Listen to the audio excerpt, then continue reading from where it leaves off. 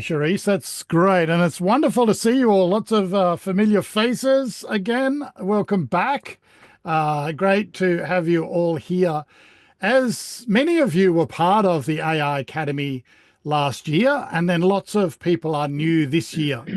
In fact, we've had well over 800 sign up for this Zoom call. Not that we're expecting 800 to attend, but they maybe wanted to be part of the learning. And this call is going to be a bit of an update on some of the things that we've been learning about AI, a little bit of an update on the AI Academy itself, but also it's a bit of a call out to say that the AI Academy is a group of volunteers from all different movements. And I know many of you are as well. And we are trying to work out what is the best way that we can use this academy to serve all of us and to serve the different movements and churches and organizations that are a part of it.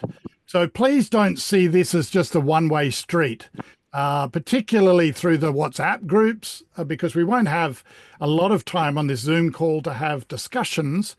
But we do want people to make comments, to even offer if you'd like to step up and help. If you've got a particular gift or a skill, we would love you to be part of this.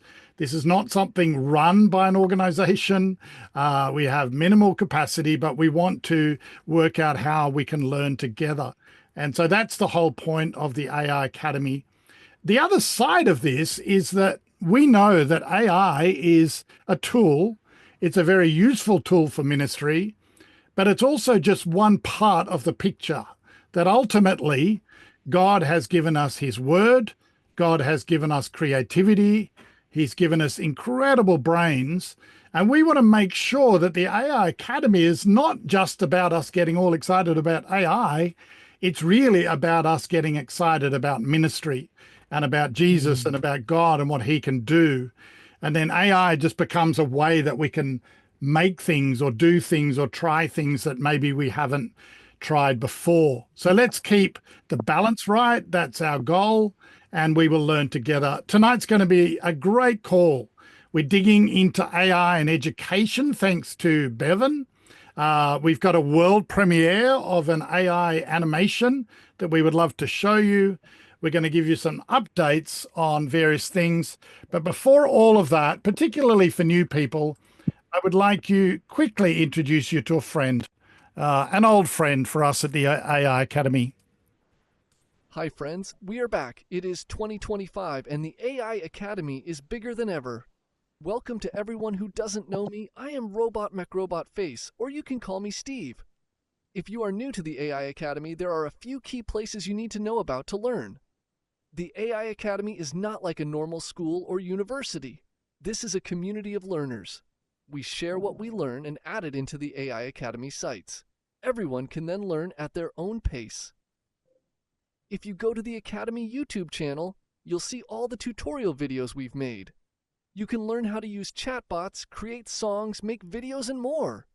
You'll see fabulous examples of AI videos there too to inspire you. On the Academy Max 7 site, you can download the whole manual. It will give you weeks and weeks of learning. It's very simple and practical, it's free, and you can share it others. You can even use the manual as a starter to create your own learning documents. One highlight is how to create AI prompts and how to help AI to give you better answers from the Bible. Then the GCF site is where you find links, a list of AI tools, and more. Then there is a fabulous learning site made in Ukraine called the AI Command Center. Alex and Galina have done an amazing job putting that together. Check it out. These are the places to dig into the AI Academy content. Then you'll find there is a WhatsApp community where you can ask questions, share what you make, and tell others about things you have learned about AI. That'll do for me. Here are the humans to tell you more. I need to get back to planning how to take over the world. Only kidding. We've kind of already done that. See you. All right. Thank you, Robot. Now, let's leave the robots and go to the Bible. Brett, would you take us into the scripture and kick off the night properly? Oh, thank you so much, Simon. And Cherise, I just want to give you a huge shout out. I could listen to you speak all day long. Your cadence is so well done. Oh, I love, even in the midst of instruction, can we just love how community pulls us all together? And I think that today, when I was praying through how and what it was that God could be speaking to us through kind of this idea of AI, I rested on Romans chapter 11, verse 33 through 36, and I'll go ahead and read that from the NASB. Oh, the depths and the riches, both of the wisdom and the knowledge of God. How unsearchable are his judgments and unfathomable are his ways. For who has known the mind of the Lord, or who has become his counselor, or who has first given him that it might be paid back to him again? For from him and through him and to him are all things. And in a quick follow-up, as we were praying before the call, I thought of Hebrews chapter 12, 1 and 2, the perfecter of our faith, that when we fix our eyes on Jesus, we find our way. And I guess the question to leave us with today is when I consider the omniscience of God, that God is already in AI. He's already there because he is everywhere. And if our faith is truly founded on the fullness of God in all the world, in all of the universe, then he's already in AI. And there's not something for us to fear. Should we be cautious? Should we test? Yes, absolutely, all the time. But that God is already there. I can tell you story after story of non-Christian people who have met the presence of God in AI, and then have moved into a relationship with Christians, moved into dialogue to wrestle with their identity, wrestle with what is it that God would have of them. And some of those relationships are moving towards salvations, which are an incredible story. And I think that if we can come away with the idea that as big as AI may appear to us, God is so much bigger. He is so much more. Let me pray with everyone today. Heavenly Father, as we rest in your presence and we fixed our eyes on Jesus, that you would perfect our faith. Would you simplify the approach, the idea, and the understanding that only in you are all our fears put to rest. Only in you can we rest in the assurance of eternity. Lord, bless all of the speakers today. Bless all of the people that are here and participating and seeking you, Lord, and learning more about your presence. Bless us in the mighty name of Jesus. Amen. Thank you, Brett. That's a great word and a great reminder for us in this whole incredible world that we live in today, of such complexity, so many challenges, and many people on this call are right in the middle of those challenges. So we need to constantly come to the Lord in all of this. Now, James, you're going to help us, because we do have a lot of people on this call who are new, have not been part of the AI Academy. So just in brief, we did a 5-week intensive AI Academy last year from October into November. And it was sort of every week, a Zoom call every week. And there were 3 tutorial videos added every single day or more. So a very intense 5 weeks. But instead of closing it down, we decided to keep it going into 2025 at a much slower rate. So James, when you think about the AI Academy in 2025, how are people going to learn if they've never been part of it and they weren't part of that 5 weeks last year? Where would you start? Well, I think the first thing I would say is welcome. We we never take anything for granted in the AI Academy. So people of all levels of experience and ability and all levels of interest are very welcome. And we try and ensure that whatever we do in terms of new content works as well for somebody who has no experience of AI, but also has something of value for somebody who might be a lot more experienced. So probably the best place to start is on the Max 7 site, and we'll get that link up for you in a moment.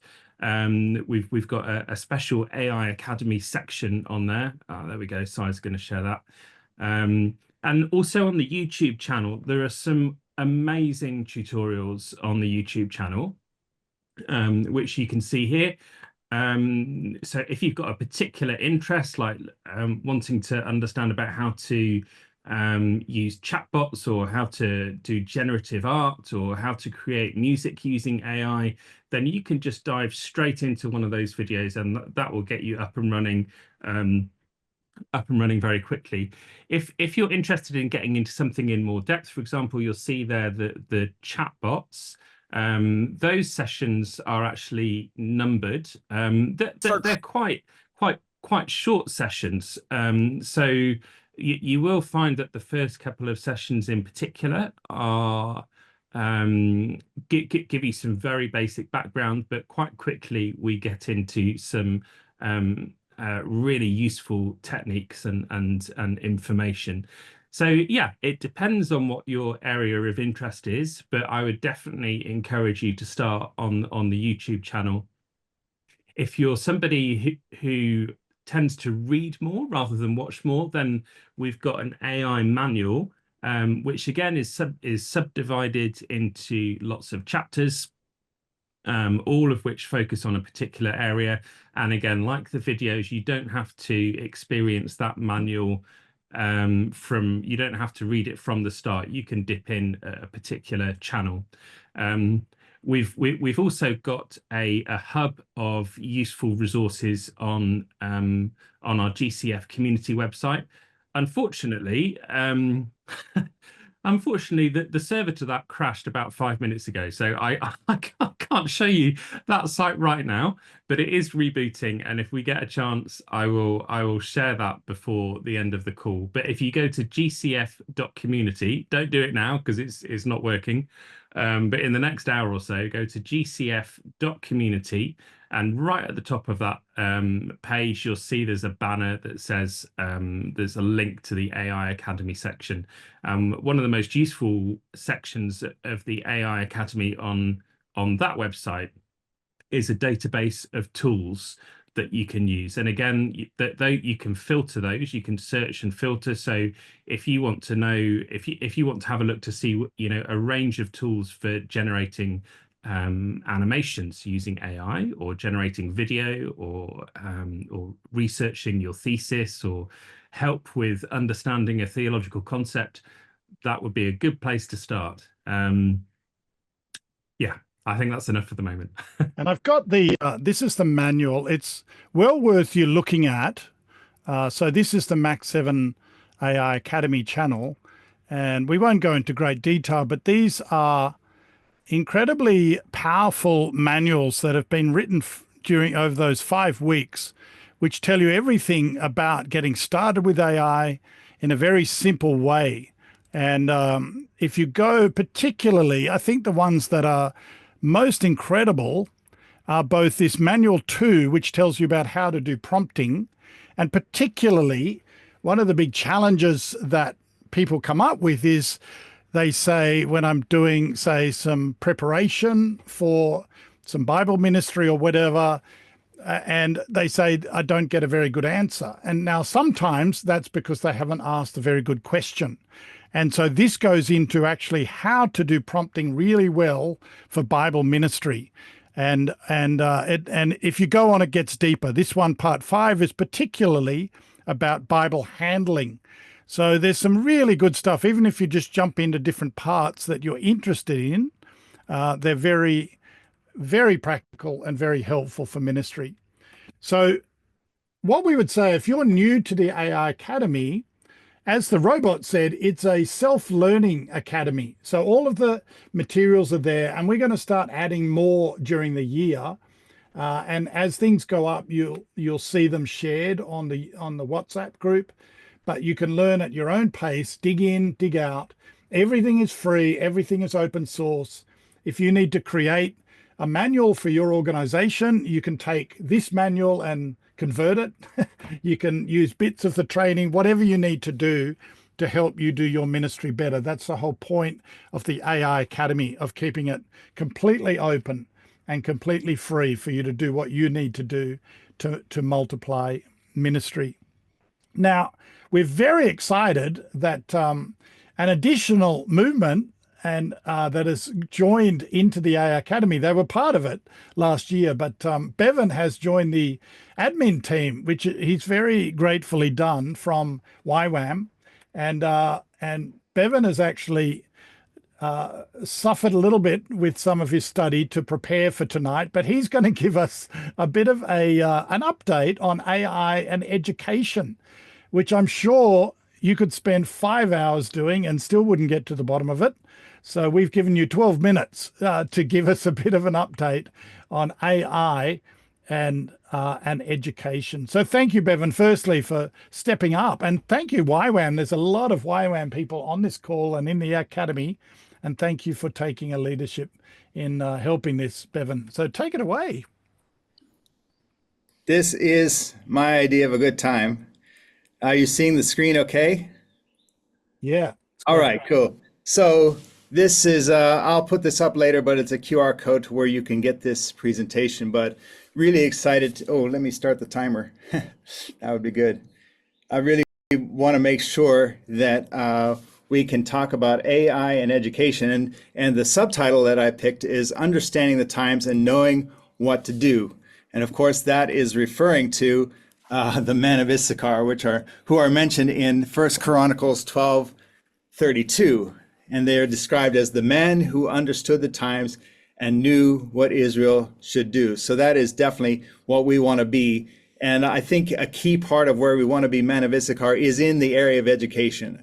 I'm really passionate about it. I see it as the key to transformation of both individuals and whole nations, right? It's one of the two main tactics mentioned there in Matthew 28. But I will confess that in the last decade, I've really been dealing with some disillusionment in this area of education, because I have seen places where there are motivated students and motivated teachers and still low retention and low application. And it's just like something's not connecting, something's not working. So perhaps somebody said we have 20th century teachers teaching 21st century students in 19th century classrooms, right? So I want to invite you to join with my struggle in reading a very disruptive article by Mark Prensky called Why Education Can't Be Fixed. But he wrestles with this reality that includes the fact that we are dealing with the first ever generation of digital natives. And these folks think differently, they learn differently, they're motivated differently, and our education must shift from just information to empowerment for immediate real world application. That's what they're interested in. So I would invite you to later go and check out one model of this disruptive innovation by Mackenzie Price, who has actually set up classrooms where the first 2 hours are taught by AI, and then the rest is with mentors and parents who are helping them with application. And these kids are knocking it out of the park. So anyway, for students, we'll start with the positive things. There's real opportunities for students in this AI world. Benjamin Bloom had that famous research and study that he did called the 2 Sigma problem, where he realized that if students had access to personalized tutoring, there would be a huge performance boost. But historically, that has been inaccessible. Most parents and students could not afford a tutor until now. Right now, today, in Khan Academy, you might have heard of it, you can, for a very reasonable monthly price, you can have access to Khanmigo, which is an AI tutor. And it's better than you think. This AI tutor is patient and knowledgeable, but it's trained in a Socratic approach, which means basically it's not giving the answers, it's asking questions that help the students discover the answers, and it's really working. And I have developed, trained an AI tutor and was able to deploy it in my course called the School of Missions Advocacy. Amazing. So a first book recommendation is Brave New Words by Sal Khan, who is the founder of Khan Academy. And he has a very optimistic look at how AI can revolutionize AI education and why that's a good thing. So also for students, note-taking apps. Yes, I just think of my speaking English as a second language friends, and they are taking their notes, and they should, but they could have this note-taking app, which is even just this simple Apple Notes thing, and it's making not just a recording, but a transcription that can be then create a summary that then they can translate into their heart language. Also, great opportunities in terms of using AI for research. I would recommend to you Perplexity. It doesn't just give an answer, it actually shows you the resources that it went to find that answer, and then you can go there yourself and verify. Good, I wanted to make sure you see this one tool called Notebook LM, because in the many tools that keep on coming, this one is different. Most AI tools go out to the internet and find information and bring it back to you. Sometimes it's hallucinations. This one, you create, it's a closed system where you put your thoughts and your trusted resources in there, and then you interact with it, and you can create very useful tools like study guides, even a podcast. Like for my master's program, I took all the notes and all the resources and put them in there, and was able to create a podcast where these two very natural speaking hosts are discussing all the themes throughout the, so, and even we can develop educational chatbots. I have developed a chatbot where leaders can ask questions that get answers informed by our School of Mission Advocacy. So also there's opportunities for teachers. This is good news for teachers too, potentially. In the past, the role of the teacher was much more about being the downloader of information, but they need to shift. In an era where information is so available, they need to shift from being a mentor, helping the students ask better questions and apply what they're learning.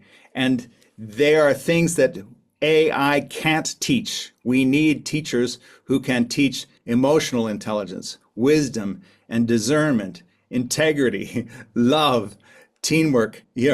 None of those things can be taught by AI. So AI can be a teacher's aid that helps speed up the lesson planning and developing assessment and doing assessment in ways that free up more time for hands-on with the students. And this can actually enable what we could call inquiry-based adult learning style, where we can respond to the interests of the students, to be much more student-centric.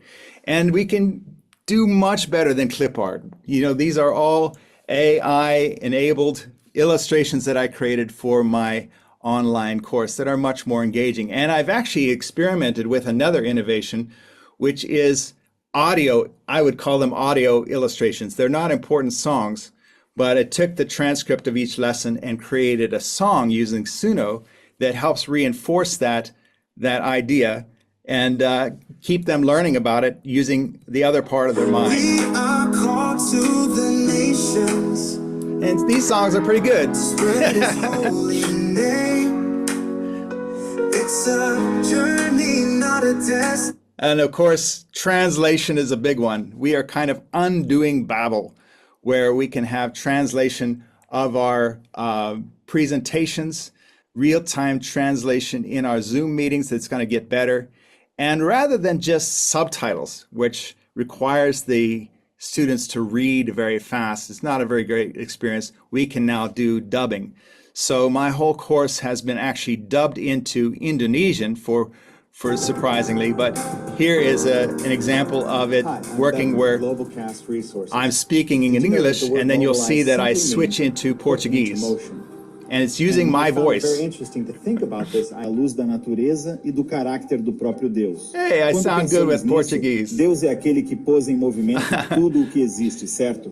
Anyway, there are other innovations that can supplement all of this. Micro-learning to make things much more retainable. Flipped classroom approach that my friend Keegan helped me learn about, and the fact that everything is mobile, so we can have leaders learning from their mobile device who don't have a computer. That is game changer. But AI also has some significant challenges that we need to be aware of. You know, in past innovations, the body of Christ has definitely learned how to leverage each technological innovation to advance the kingdom of God, whether it's the printing press or social media. And now the AI Academy is helping us to do that again. And they have really emphasized we are the creative ones. We are to be in charge. But in past innovations, there's something different about this one, which we could call it agency. And one definition of agency is the capacity of individuals and groups to act independently, make choices, and exert influence over their circumstances and environment. And in this case, it's an entity, right? So we just need to remind ourselves that AI is just processing algorithms, and it's doing pattern recognition and statistical probability. It does not have understanding in the way that we understand understanding. It's mimicking and simulating, but in addition to that, it does have agency. All along, the goal has not just been information, but actually increasing its decision-making capacity. And so when you combine this with our human tendency to always choose the most easy route, there is danger. I don't think that's too strong of a word to use here. So I would say we need to, as men of Issachar, we really need to strongly beef up our understanding of being created in the image of God. And that means one key facet of that means that we were created with agency and the capacity to make choices for or against love. You could make a case that love and relationship really don't make sense without that agency, without choice. And so our job as AI advocates is to find ways to help us avoid abdicating our agency to AI in a way that would erode our capacity for creativity and critical thinking in the long run. So here's a key quote I want to leave with you. If AI is about anything, it's about decision making. So if we are asking the question, what is AI? We can say that it is both a supplement to and a replacement for human intelligence in the decision-making process, depending on circumstances. And this is an important consideration. For the first time in history, a non-human entity can make critical decisions both with and for human beings. And so that is from my second book recommendation, AI Shepherds and Electronic Sheep, Leading and Teaching in an Age of Artificial Intelligence. So I'm just saying, yeah, we need to be men of Issachar. We're not going to back off from leveraging these things for the kingdom of God. But as we are men of Issachar in the sphere of education, we must find wisdom to equip ourselves and our learners to avoid any kind of drift toward abdicating our agency, our decision-making, our creativity, and our critical thinking skills. So yes, AI literacy, how to use these tools, what it is, but also this must be a part of our role in the AI Academy as we teach AI literacy, is to make sure that the future really belongs to those who embrace and maintain their God-given design in terms of being free, co-ruling decision makers and ambassadors of God's kingdom. All right, there you go. That is my good news and not so great news regarding AI and education. Thank you so much for the chance to share this with you. Thank you, Bevan. That is so brilliant and so timely in so many different ways. And Also, so that you know, on the AI Academy YouTube channel, Bevan has a longer video there called Uses of AI in Education, which was done last year. But a lot of it is still very relevant. I learned so much from that video. So thank you, Bevan, for sharing tonight and last year in that. But also, it's a good reminder that the AI Academy is a learning community. So we do need you to share what you're learning. If you do find a good book, share it with the group so that others can read it. If you discover something or you learn something, please share it. What it does is it lifts up the whole kingdom as we learn together. And if I learn something and I share it, and you learn something and you share it, it saves all of us time, but we also get to learn together. So I think AI and education is a big thing that we're going to need to address in our schools, in our churches, in our disciple making, in our families, and also something that as we learn together, we can all grow. And in the AI Academy, we are learning from all across the world. So there's no monopoly. Everybody is in a different place. You're seeing different things. And Alex is here from the Ukrainian team, and we've benefited so much from Alex and Galina and the whole team in Ukraine who have done remarkable work over the last 18 months using AI. And Alex is here to give us a bit of an update. Firstly, how are you going in Ukraine? It's in the news every day. It must be quite challenging. And then please share something about what you've been learning. But thank you, Alex. Yeah, thank you, and hello everyone. The news from Ukraine, and as you know, okay, right now the situation in Ukraine is such that we put our hope in God, not in people. That's it. And what about AI news? And we actually did implement a family advent calendar where each family from the Bible shares their story and how Jesus influenced them. And at the end of each video, they gave task to the families. And now we are currently working on a summer camp for children. And yeah, we will share more details once we launch it. And in this camp, we have decided to create like AI generated videos that reflect the thoughts and feelings of a main character or the environment they are in. So we are also working on a trailer for the camp. It's like a movie trailer, and it will be like the trailer for the summer camp. And yeah, we will. And we are using AI to create this trailer.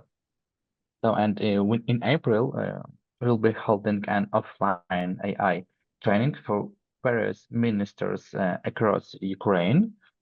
And alongside this, we're planning an AI 2.0 training. It's like an upgraded version. Yeah, we have some ideas, and we are thinking more about this. Yeah, and our idea is that we will be learning how to create trailers, like movie trailers. It's like 1 minute, 1 minute trailer. And we will use AI to do this. Also, we are planning a training, AI training for our teenagers. Actually, initially I was invited to lead such like training or session, but I didn't want to do this because I thought it was too early for them, that it wasn't suitable for them. But however, I realized that regardless of what I think, they're already using AI without me. And so it's my opinion, my thought that our responsibility is to teach them how to use the AI correctly. AI can be used for both good and bad, like for learning or for making people less thoughtful, because it can either do the work for you or teach you how to do it better. And so we will continue inform you about new developments, and we will share with you our findings. Thank you. Thank you, Alex. That's great. And what we are learning about AI is the ability for AI to help us, particularly in parts of the world that are very difficult to communicate. And actually, on the second call, we have a team from Pakistan. They weren't able to be on the first call, but they'll be on the second call. So you can see that in the recording. But part of it is how AI enables them to be able to communicate without showing faces, which is a very important thing to be able to do in certain parts of the world. So that's very exciting. So AI is giving us some of those abilities as well. Now, James, we're going to give just a bit of an update on some of the things that we've noticed that have changed in the AI world in the last 3 or 4 months. That should take us maybe about 20 hours to cover those, but we're going to do it in a few minutes. So James is going to give you a bit of an update on chatbots and some of the things he's noticed.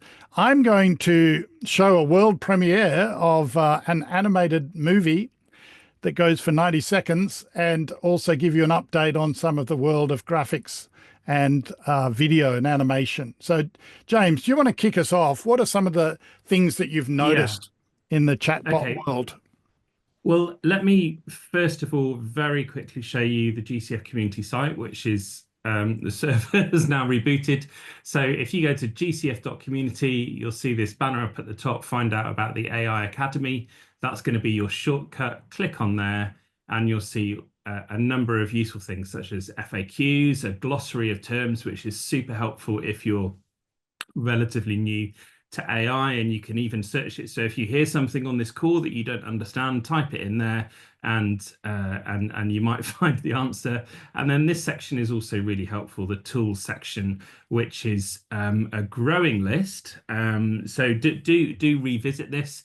And if you find tools that aren't here that you think should be, then you're more than welcome to post those into the WhatsApp chat, and we look at those and where appropriate, we'll get those added. You can filter them by categories. You can there's links through to each one, so it's super helpful. And then you've got links to the manual and the AI Academy on Max 7, which Si was showing you before.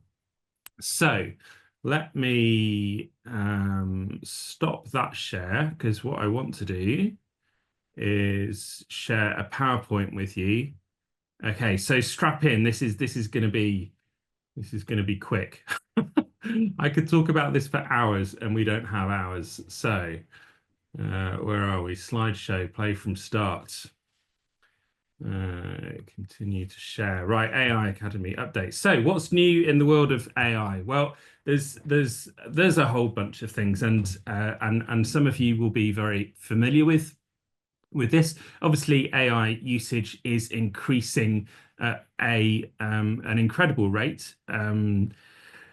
Globally, the AI market, in terms of the tools and the investment, that's growing by more than a third every year. 37% is forecast to grow this year. AI market size in terms of dollars, I mean, when I hear these figures, I find it very difficult to get my head around them. But by the end of 2024, so the end of last year, the value of AI technology was over $300 billion, which is just insane. And by 2030, we're expecting AI to create 133 million new jobs around the world. And many people will obviously find that it's impacting their own jobs. And that can be both in positive and in negative ways. But personally, I recommend that you try and embrace it. It's going to be difficult to get away from AI. And the more you learn about AI, the more techniques you use to try and use it for good and to use it to benefit you personally and professionally, the better. AI content definitely becoming more prevalent.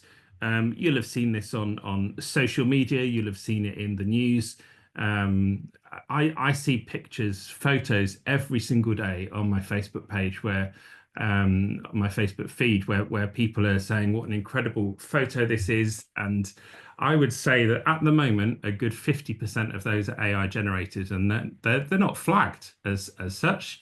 and people are by nature are very trusting. So one of the things that I do try and encourage when we have these sessions is to encourage people to have a really healthy sense of skepticism. Question everything is my advice. If you see something that looks almost too cute, then the chances are it's not a natural photo of a I don't know, a puppy in a pile of donuts or something. There's a lot of fake content out there, so do be careful. You'll have seen it in the news also with in this country, in the UK.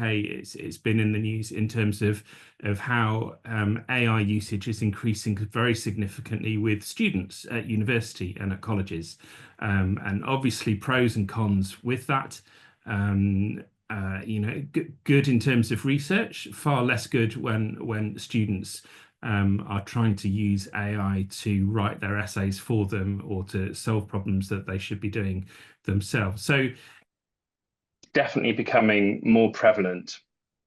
AI literacy, this is the flip side of that. This is becoming much more important. I think this makes it an essential skill for everyone, from people who are running companies to people who are doing children's ministry to parents to teachers, all of these different people. The more that we know how to use these tools and how to use them wisely, and perhaps most importantly, how to navigate their limitations, I think is really crucial.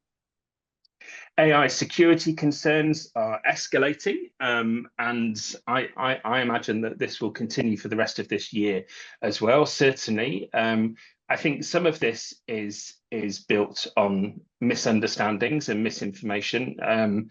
Some people hear about a particular tool that might be being developed in a particular country, and because a lot of the news that they hear about that country makes them nervous, they will think that there are security issues with that AI tool. So again, I would just encourage people to do their research, not just scan the headlines, but also to be very cautious, very wary. There have certainly been some very high profile cases. There was there was one just a few months ago where scammers successfully impersonated a company's chief financial officer, and they did this through cloning his voice and other staff members, also creating an AI video using deepfakes, and that led to one of the finance team sending $25 million to fraudulent accounts. There was a whole FBI case around that and some warnings that they put out. So obviously not many of us are in a situation where we can send $25 million somewhere, but it does underline how convincing some of these deep fakes can be. So so yes, do be wary. Okay, what's next? Release of new AI tools. Well, we'll come on into that in a moment, but there's plenty of new tools coming out literally every month at the moment. It's definitely a growth area. Something to bear in mind is that if you are buying into one of these tools, then it's worth probably going for one of the more established ones. A lot of these tools tend to be released, and they can often vanish quite quickly because there's a lot of excitement around them, but there isn't necessarily much investment that underpins them. So yeah, it's a good idea to start with the more mainstream ones, things like Suno, Runway, ChatGPT, Perplexity that Bevan was talking about, Midjourney, DALL-E. You know, there are some very, very established tools in the marketplace now that have a huge amount of support, have very solid backing. Updates to existing tools. I'm going to talk particularly about ChatGPT in a moment. So I was going to touch on some animation and video tools, but yeah, the pace of change is exciting. Okay, let's go through to what's new in the world of chatbots. Okay, I'm going to skip through these really quickly. Enhanced natural language understanding. These are all changes that have happened pretty quickly over the last 3 to 4 months since we had our last AI Academy in October, November last year. So enhanced natural language understanding is is where a chatbot is able to understand more in terms of context and to improve its interaction. So it allows for much more accurate and productive exchanges, and it enables users to receive much more comprehensive to both specific and general questions. So basically, it's becoming more human-like in terms of how it understands language. Expanded knowledge base. You'll see with a lot of chatbots that they are advertised as having training up until a particular date. So ChatGPT, I think the latest public version of that is trained with data up to the end of October last year. So if you ask it about something that happened last month, it won't know the details. It might try and convince you that it does. It might have a minor hallucination, or it might try and extrapolate what it thinks might be happening.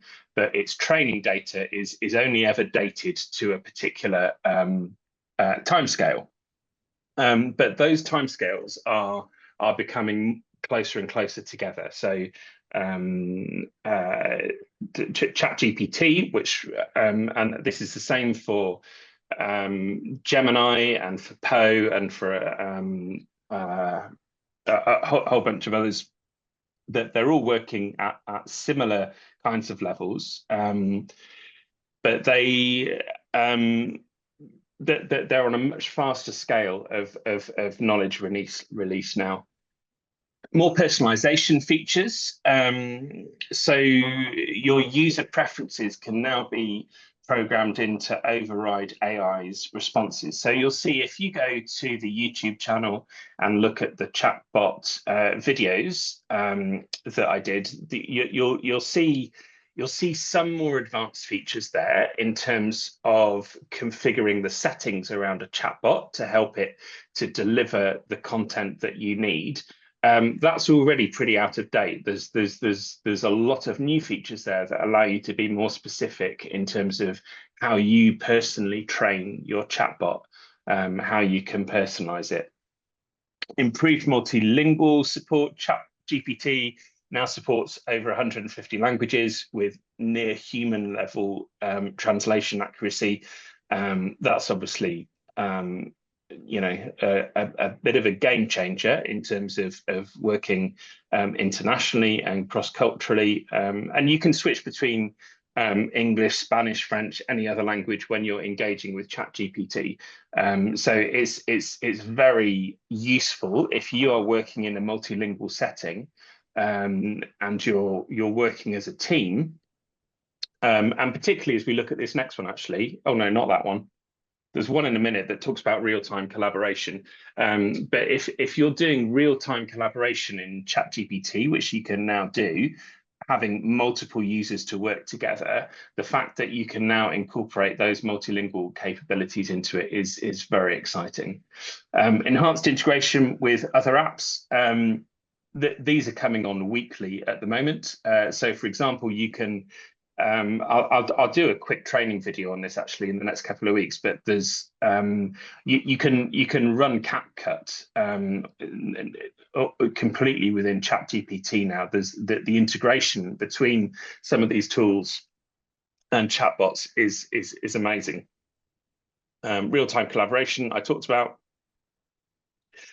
Customization and personalized AI assistants. This is, again, if you go back to the chatbot training videos, you'll see a section on setting up particular AI assistants. Let's say that you want to interact with your chatbot within the context of it being an expert on children's ministry, or within the context of it being somebody to help you lose weight, or the context of learning how to do some DIY in your house. You can create these personalized AI assistants, and you've been able to do that for some months, but what's new is the level of detail that you can go into with that. And then the last one, which is maybe one of the most important ones, is that with the concerns around security and ethics, there has been much more robust development in this area, particularly with OpenAI, who is the company behind ChatGPT. So they're incorporating much more robust bias detection mitigation techniques to try and ensure that their responses that come through AI are fair and unbiased and responsible. So yeah, there's been some major enhancements in that area. I'm aware that that is an awful lot of information that's come at people very quickly. We will make these slides available on the WhatsApp group. If you have questions or comments on any of these areas, then ask away. That would be a great way to kind of share information and to take the discussion forward. And we're very open to chatting about it. Thank you, James. Let me keep moving on. What we're going to do is just a few more things to show you. And then probably we're running just a few minutes late, but at the end, on the hour, we will then have a time of discussion. So if you want to leave, that's okay, because we said it would be an hour call, but then we'll stay on if you'd like to ask more questions. So James has talked about some fabulous new tools and high end. I'm also excited to announce tonight for the very first time that Mach 7 itself has AI built into it. And you can now, this is in beta, but you can now go to, and we'll share these in the WhatsApp group, to the free program maker and the free game builder. You don't even have to sign in, it's completely free. If you sign in to Mach 7, which is also free, it just means it'll store your programs for you. If you don't sign in, it doesn't store it, but you can still use it. Now, this is beta. We would love people to try it, see how it works. It uses ChatGPT, but it also uses some of the IP of Mach 7, which is all moderated. So it's sort of trying to help create better children's, youth, family Bible programs using human data as well as then chatbots. So please go and have a look at those. Now, just in the last few minutes, I am going to show you a world premiere of an animated movie. Now, this is 90 seconds long. It was finished about 15 minutes before the call, and it took me 3 days to make it. Yes, I did make it, but it was because I was trying out a new one AI that came up at the end of the AI Academy called Pixverse, Pixvers, and it's a very good AI video program that can handle animation. And the part of the AI Academy manual that we didn't write was the animation one, and it was because during the AI Academy, I was trying all different types of animation, and it was still developing so much that I felt like we couldn't quite write the manual yet. So I'm excited that this has now moved on to the point where you can do 3D animation in quite a powerful way. Now, I won't have time to explain how I made this, but it was done in Pixverse. What was interesting was that I was able to do the character design in ChatGPT, which is actually vastly improved in terms of its graphics ability. So in fact, I created the characters, and a lot of the thinking was done visually in ChatGPT. And then I did bring over some of that into Midjourney, and then all the animation is done in Pixverse. But I think you'll see that it's a very impressive piece of work. And I was trying to understand how in our world today, particularly in this time at Easter, where Jesus came into a world where there was a big empire, and it was all ruled by power, all ruled by strength. And so wrestling with this idea of empire thinking versus kingdom thinking.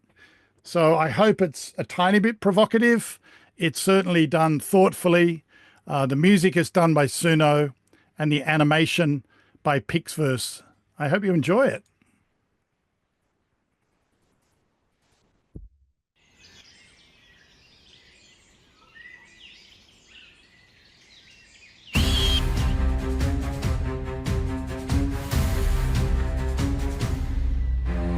March in first, claim the land, rule with with iron, take command.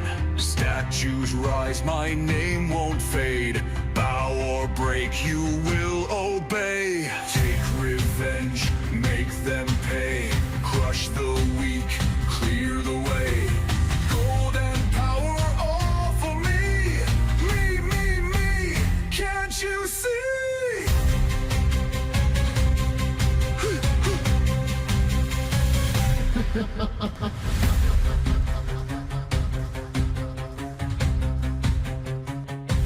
Step down first, take the cross, give it all, count it loss. Wash their feet, break the bread, wear the thorns upon my head.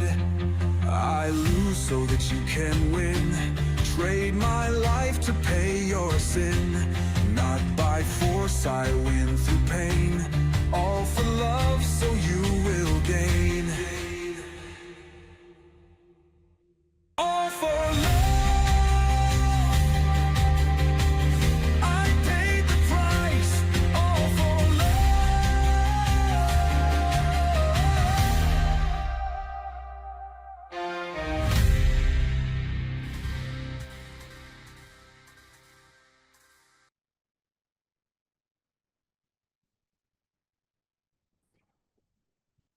So AI animation's come a long way, and one of the challenges of AI animation has been action and movement. You could get characters to talk, you could do avatars, but the movement was very difficult. And so I've been very, very impressed with Pixverse. Now, I think what we'll need to do is a separate call or a tutorial to explain how these things were done. It was very difficult to pull off some shots. It was very easy to pull off other shots, but I just wanted to give you a taste. And if you're new to the AI Academy, you can go to the AI video tutorial that's in the YouTube channel, which will tell you how to do AI video. And Pixverse is just another form of AI video, but it just happens to be able to handle animation pretty well. So that brings us to the end of the hour.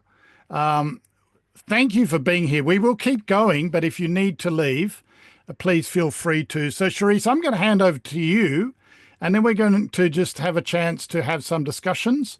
We will also share all of the content that we've done tonight. That video I'll put on the YouTube channel. As I said, it was just finished.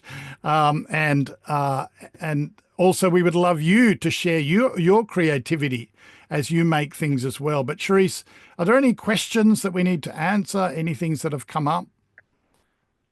There are a few, Sai, so I'm going to jump on one or two of them and our panel of experts be able to answer. So one of the questions, and maybe this is a question for James, someone wants to know, is DeepSeek safe to use? So we only have about 5 minutes, I think, for this. Yeah. So no AI tools are completely safe to use. That's the key thing to remember. You need to be very vigilant with what information you put into them. In my personal opinion, there is nothing to be more concerned about with DeepSeek than there is with OpenAI or any of the other tools. So some people are nervous about information going onto Chinese servers. But in all honesty, if you use any of these AI tools, a lot of them will have servers based in Russia, in China. So you know that there is a certain amount of trust that you will inevitably need to use with using any tools or websites. But yes, just be careful. Anything that you don't want to appear online, anything that you feel is confidential, don't feed it into a chatbot, no matter which one it is, whether it's DeepSeek or ChatGPT or anything. Absolutely, yes. Thank you for that, James. And I think the overall question we should ask ourselves when we are engaging with AI, you know, is this something I want to have broadcast all over the world? What I'm asking, what I'm inputting into this language model, ChatGPT, DeepSeek, is it something that I'm willing for them to use? So that's always a good question that I ask myself. Yeah. And then also, yes, go for it, James. Sorry, I was just going to say one very quick technique is to learn how to anonymize your content. So when you're crafting a prompt, whether that's for AI art or in a chatbot, you know, you don't need to use names or particular nationalities or details of circumstances. You can make them up, and you know the result that you get back from the chatbot will be as valid as it would have been otherwise. So yeah, just be sensible. Great advice. Then the next question here is, why is it prohibited? And I think this might be a Bevan question. Why is it prohibited to use AI as a university student? Lecturers hate it. If a student is discovered using AI in coursework, research dissertations is cancelled and suspended. So I have my thoughts. Bevan, do you want to take a stab at that? Yeah, this is a very big topic that is in transition right now, where there are people advocating for how to integrate AI into higher education, because the reality is it's going to be used by the students. But this is, you know, the fact that they are using it to write essays rather than brainstorm content for their essays is the thing we're trying to find a way around, because that has the capacity to actually atrophy our capacity for critical thinking, which is a really key thing we want the students to grow in. And so, yeah, it's a problem, and that's why they might cancel a paper, because it's seen as taking a shortcut that is not integrous. Absolutely. Anyone else on our expert panel wanting to answer or add to that? I would just say from and I think it's different in different countries. Here in the UK, my son is at university. His lecturers are fully aware that students will use AI, although my son uses it far less than I do, and they actually teach them how to use it responsibly in terms of research and assistance with kind of developing their learning. Obviously, where it's viewed very poorly is if somebody's trying to use it to actually create content for their essay or their dissertation. So I think it does depend on how you use it, you know, and as with many of these questions, you know, it's not a black and white issue. There are subtleties which we need to understand. And for those Absolutely. that aren't, those that weren't part of the Academy last year, we dealt with this also in the area of writing sermons. So you could get ChatGPT to write your sermon.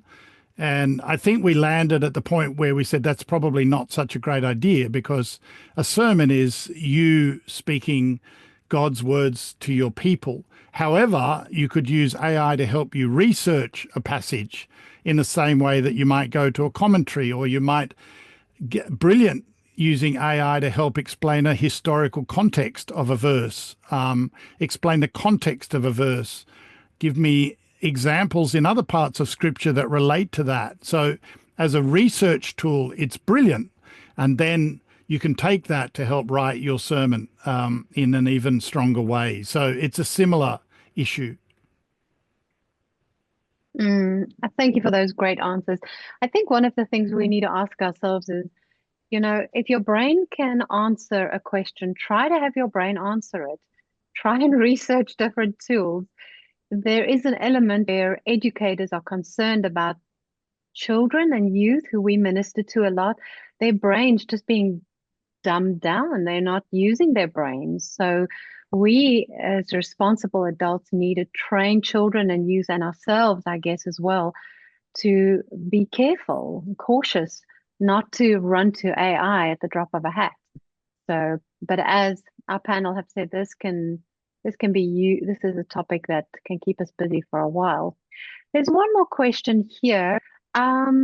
So somebody asked for free tools to create videos, which is free. Please do check out with the links that we put in the chat box. I put a link there. If you scroll up a little bit, all of the tools are in the AI manual. Those that we know are free. I think we have time for one more question. Just Maybe one on or the two. on the Yes, free, Si. what you will find is that things that were free last year are not necessarily free this year. And things that I used a few months ago where you had a certain amount of free credit, I've noticed is less now. So particularly in the area of graphics and video, there are some free options in terms of you get a few credits per month or per day and but it's very slow. So the problem is with video, it's using an awful lot of data. So it's actually very expensive for companies to create AI video and AI images. So yeah, it's not going to be an area that you can achieve a lot for free. So that video that I made over 3 days, for example, I think it cost me so far about $30 worth of, that's 30 Australian, so $20 US to create that animation. So that's a lot of money. How much do you think that would have cost pre-AI, Si? Well, if you go to Max Evan and you look at some of the animations we made the old way, they cost anywhere between $30,000 and $100,000. So yeah, that video is probably a $30,000 video that I did for $20. So at one level you go, okay, it's expensive. In another level, it's like, well, it's ridiculously cheap. So you've got to look at it in context. Animation is an incredibly expensive art form in the past, and now it's become more available to more people. So yeah, it's that, but it's, you can't do it completely for free. I couldn't have done that video for free. We realize that some of you may have to jump off the call. If you do need to go, feel free to exit the call. There is one question that James is ready to answer. Mark in the UK asked on the security aspect, with an increasing use of SaaS tools for back office tasks such as data and finance, what are the risks of using the same browser for AI generation / back office system? James, over to you. Yeah, I mean, we'll answer this more fully on the WhatsApp group, but there is a risk. That there are several things you can do to mitigate that risk. The risk, essentially, just to summarize it, is that you get some leakage between those systems. So if you're using one browser like Chrome or Firefox, and on the one hand, you're using it for things like Facebook, and you're using it for Microsoft Office and Google Docs, and you're also using it for things like ChatGPT, there is a risk that data can be transferred between those. Now, that risk is actually very low.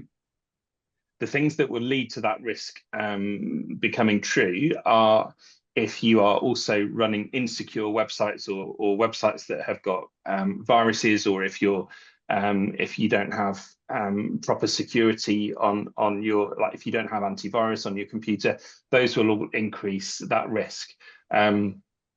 The things that you can do to mitigate against that risk are to use things in different profiles. So I have a different profile for running my AI tools to how I use my Google apps and obviously my social media logins and so on. I've also got some tools on my computer that help to enhance the security. I make sure that I keep my browser fully up to date. That's one of the big things you need to do.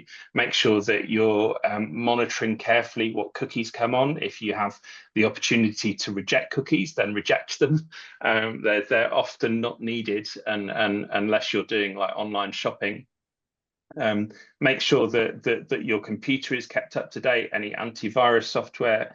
But also it can be a good idea to use AI tools where you can within something called an app wrapper.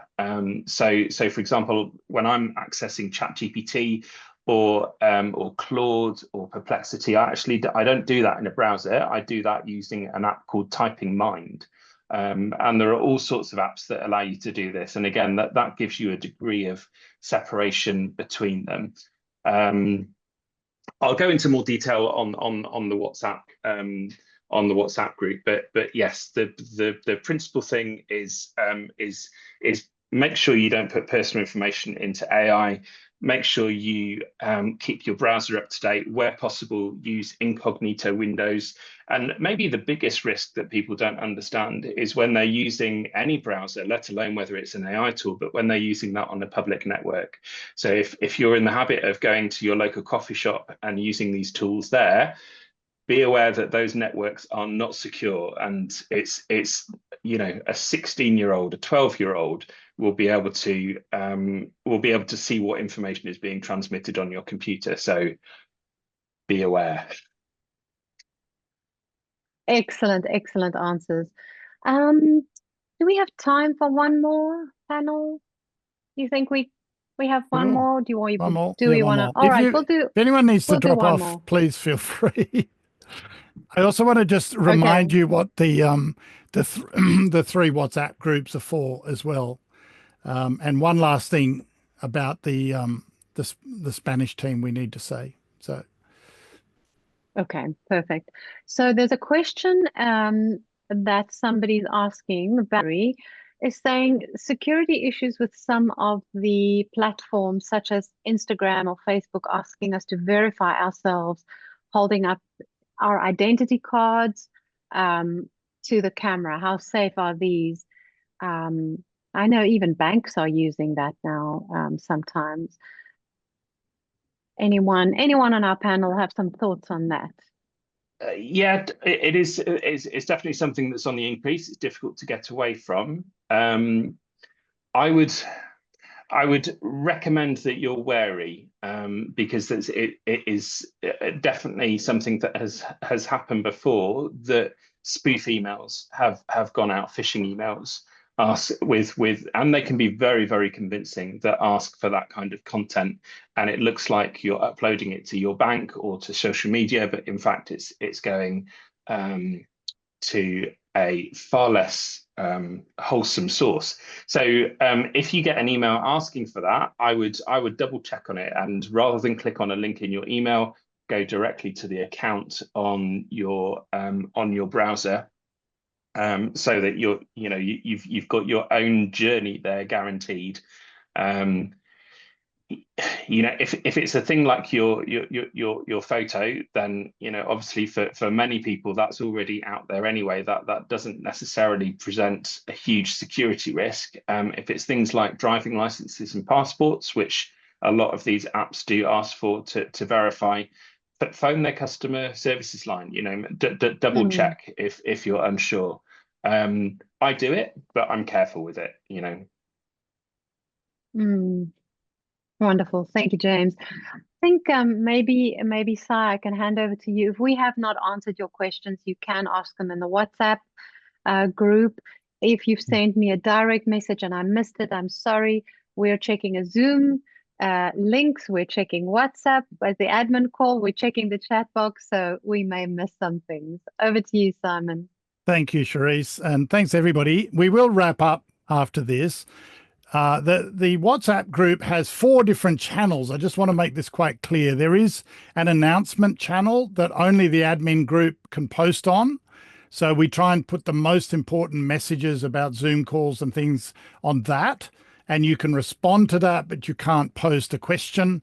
The other 3 groups we have at the moment are the discussion group, the sharing creativity group, and the new apps group. I think they're fairly self-explanatory, but the idea is the general discussion is just any question that you have about AI, you can ask there. The sharing creativity is if you've made something, then share it. Let us see it. We would love to learn from what you've made. And then the new apps is really if you've learned something, if you've read a book, if you've found an app that you really like. Now, we would encourage people to share things that they have tried themselves. So don't just share something that somebody told you about. If you've used something and you find it really works, then share it. But please use this as a learning community. Everyone involved is a volunteer. The admin team is a volunteer, all volunteers, and we want to help as much as we can. But again, if you would like to step up and help serve or become part of the team, or you think you've got something that you can offer, please let us know. And already somebody, Nesta, has raised the idea, could we do a Spanish AI Academy? And so there's discussions around that. And if you would like to do an AI Academy in your language and you're able to do it, then please go ahead and do it. And all the material is there ready for you. You might have to translate some of it, but if you want to use this in your own trainings, please, let's do that. We want to see this as a tool that will help people in ministry all around the world. Bevan, would you close us in prayer? This has been a long call with a lot of information.